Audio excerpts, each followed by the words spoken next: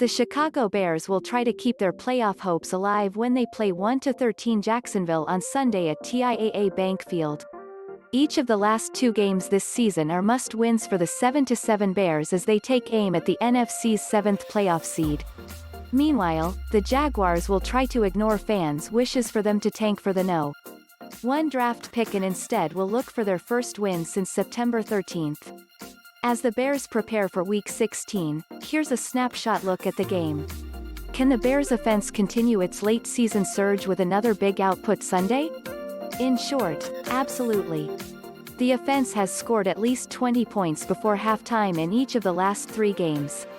The Bears are averaging 31 points since their Week 11 open date. They've rediscovered a reliable running game behind a cohesive offensive line. They're getting steadiness and efficiency from quarterback Mitch Trubisky. And, wait for it, best of all, they now get to face the NFL's worst defense, a Jaguars unit that has allowed more than 400 total yards in 9 of 14 games. Trubisky said this week he has felt an energizing combination of focus and confidence in the huddle recently. At practice and in games. Production begets self-assurance, which often begets more production. The snowball has started to roll. We've got a lot of momentum right now, Trubisky said. It all starts with the way we're practicing. And it really starts with our mindset up front, how these guys are attacking practice, our tempo in and out of the huddle. We've been putting together some really good practices and it's showing on game day. We're going out there and playing clean, playing smart.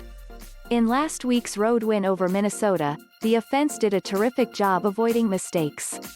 The inventory, just 1 penalty. 1 sack taken. Only 1 turnover. 2 runs for negative yardage. Once again, there was a flow to everything, which the Bears need to work hard to sustain. I feel like it's definitely sustainable, Coach Matt Nagy said. Quote, You want to be able to keep these defenses on their heels. And these last several weeks, we've been able to do that. You feel it, you see it. Whether it's some of the things we've been able to do with tempo or whether it's the scheme or it's just these players making plays, it's working right now. Knowing that, we have to make sure we stay locked in. It was a couple of weeks into Jaguars training camp when Coach Doug Marrone saw undrafted rookie running back James Robinson put on pads for the first time. After watching him during a protection drill, he said to himself, "Holy expletive, this guy might have a shot." Marrone went back to review the film and the information they had on the Rockford native. Robinson attended high school at Rockford Lutheran